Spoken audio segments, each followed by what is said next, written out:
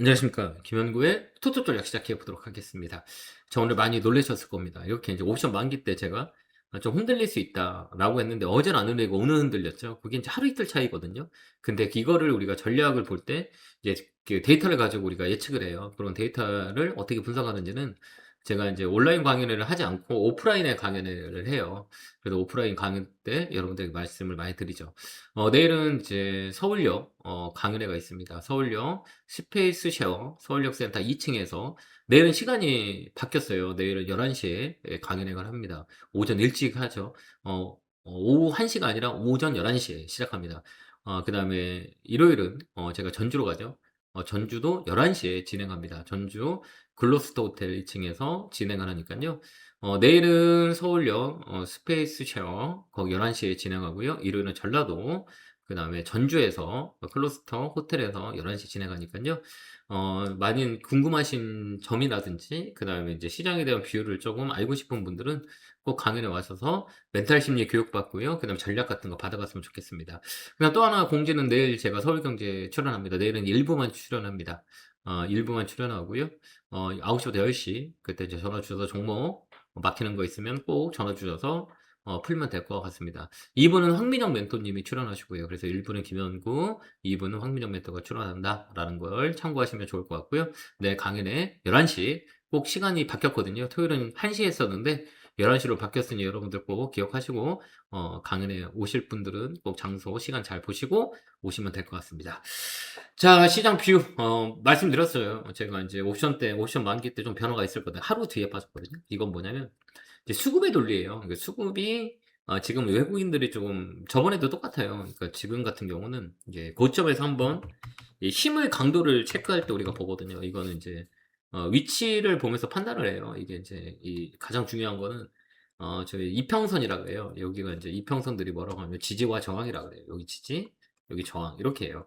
이게 단기평이라 그래요. 단기평들은 뭐 5일선 있고 그 다음에 11선 있고 그 다음에 21선 이렇게 마지선을 잡아요.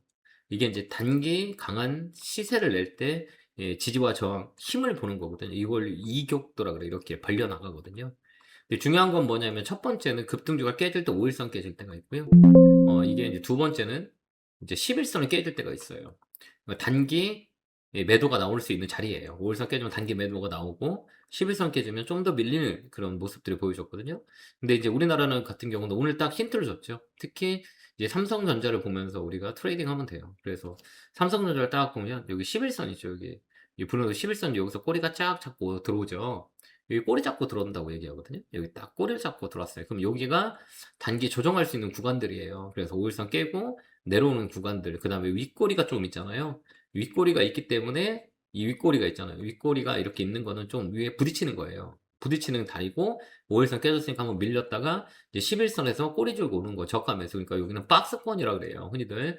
이게 왜 그러냐면 치고 못 가는 게 이제 노조와 갈등, 노사 간의 갈등들이 다음 주에는 좀 하이라이트가 될 수 있는 상황들이 되거든요. 그래서 또 이제 주말에 대한 또 불확실성이 있어요. 또 트럼프가 미국에 와서 이제 또 이란을 공격하지 않을까 뭐 이런 그런 불확실성도 있고 그 다음에 이제 외국인들의 이 투매가 좀 나오죠. 비중을 줄이는 그런 모습들. 그래서 당분간 박스권이에요. 그러니까 너무 걱정하지 마시고 박스권이라 하면 종합지수를 보면 여기 딱 11선 잡아놓는 거죠. 누르더라도 21선 자리거든요. 여기는 우리가 이만큼 올라간 상황에서 여기 갭 메꾼다고 했죠. 여기 갭 한번 메꿔도 상관이 없어요. 결국은 큰 틀은 흔들리지 않기 때문에 다만 업종을 어떤 거 선택할 거냐라는 것들이 이게 변화가 생겨요. 그래서 저번에도 말씀드렸겠지만 올라간 것보다 올라갈 수 있는 그 전략을 짜야 돼요. 오늘도 보면 개인들이 오늘 매수세가 되게 강했죠.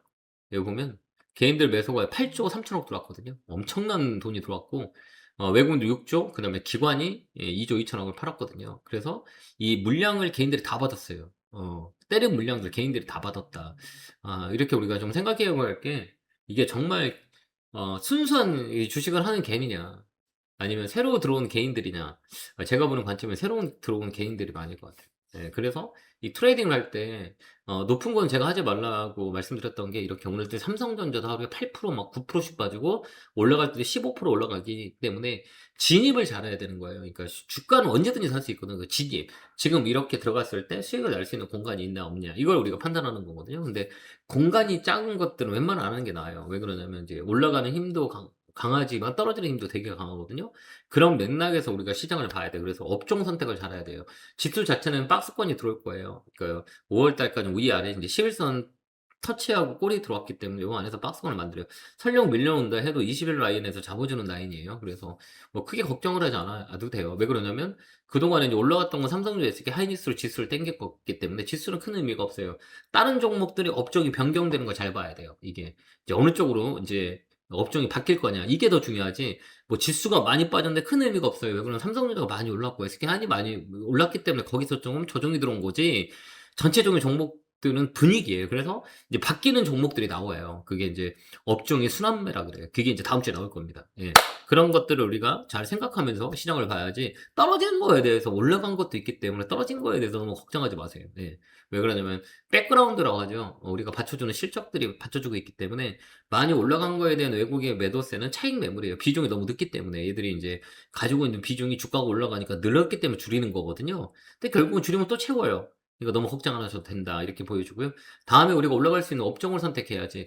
이제 주가가 많이 올라간 건 변동성이 있어요. 그 다음에 코탁은 더 빠져요. 근데 빠지는 거에 대해서 스트레스 받지 말라 그랬잖아요, 제가.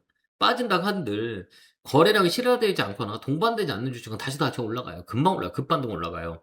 가볍기 때문에 반등이 센 거예요. 떨어지는 게 많으면 급등도 많이 있어요. 그렇기 때문에 오늘 같은 경우는 뭐 종목들이 많이 빠지고 또 금요일 날은 심리적으로 안 좋다고 우리가 교육을 했었죠. 금요일은 주말에 대한 불확실성이 있고 월요일은 한 주간의 불확실성이 있기 때문에 시장이 또 악재들만 살짝 나오면 그 다음에 불안한 것들이 있으면 많이 밀려요. 고점에선 그래요. 차익 매물이 막 나오거든요. 이게 이제 다음 주에 있을 노사 갈등에 대한 부분이고 주말에 대한 이란에 대한 변곡점이 생길 수 있지 않을까라는 두려움. 그 다음에 이제 유가 뭐 이런 것들이 있는데 이런 것들은 뭐 실적 베이스가 너무 좋기 때문에 너무 크게 걱정 안 하셔도 된다라는 것들 생각하시면 되고요. 이런 장중 변동성이 계속 일어날 거예요. 그렇기 때문에 우리가 말씀드렸겠지만 지수가 빠져줘야 되는 거예요. 그래야 이제 다른 종목이 올라가. 삼성전자, SK 하이닉스가 좀 쉬어줘야 다른 것도 올라가는 거잖아요. 많이 올라갔으면 많이 쉬는 건 당연하고 한 번씩은 이렇게 이제 급락이 나와요. 왜 급등도 했기 때문에 이런 것들 여러분 생각하시면 되고요. 이렇게 빠졌을 때 우리가 타겟팅을 잡을 수 있는 종목군 위주로 우리가 봐야 되지 않을까. 뭐 이런 생각을 해요. 뭐 탑픽은 이제 지금 보고 있는 종목 중에서는 로봇 관련주죠. 뭐 로봇 관련주가 다 아시겠지만 탑픽이 되는 거죠. 로봇 관련주가 매기가 제일 강해요. 그래서 앞으로는 6월 넘어가면 이제 2차 전지가 빠지든 그 다음에 이제 반도체가 빠지든 로봇 관련주로 움직일 확률이 많이 있다. 이렇게 보고 로봇 좀 잘 보는 게 되게 중요하지 않을까라는 생각을 해봐요. 그 다음에 반도체 소부장들이 쉬면 이게 바로 어느 쪽으로 가냐. 이걸 빨리빨리 키쳐야 돼요. 오늘 보면 이제 2차 전지는 많이 빠지잖아요. 그렇게 많이 느껴졌을 거예요, 오늘. 뭐 전 종목이 파랗잖아요, 오늘. 근데 버티는 종목이 어디였냐면 업종은 로봇이었었어요. 그래서 로봇 관련주도 좀 잘 보고요. 그 다음에 이제 또 우리가 봐야 될 건 이제 레저 관련주들, 그 다음에 이제 가스 관련주들 이것 좀 보자 그랬죠. 이제 신재생 에너지 쪽으로 좀 우리가 봐야 되는 시점이 이제 온다라는 것들 말씀드리고요. 이런 것들이 여러분들이 앞으로 봐야 되는 업종 중에 하나예요. 그렇기 때문에 이제 그런 업종들로 우리가 포트를 다시 잡아야 돼요. 이제 기존에 주도주였던 종목들이 떨어지고요.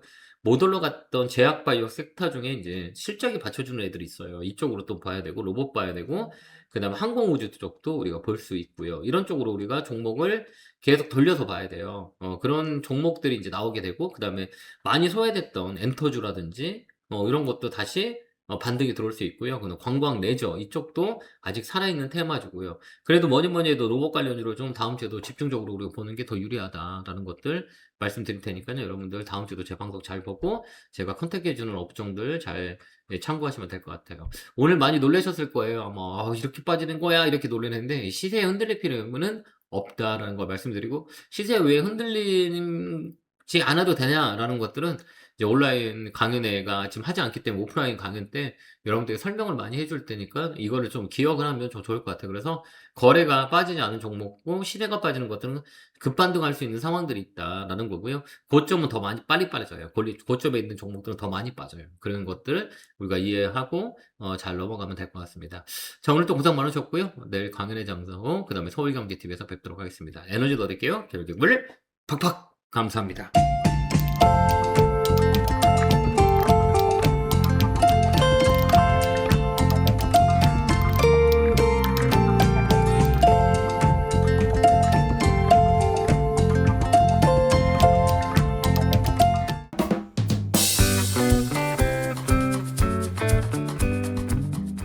앞으로도 유익한 주식 정보를 알고 싶으신가요?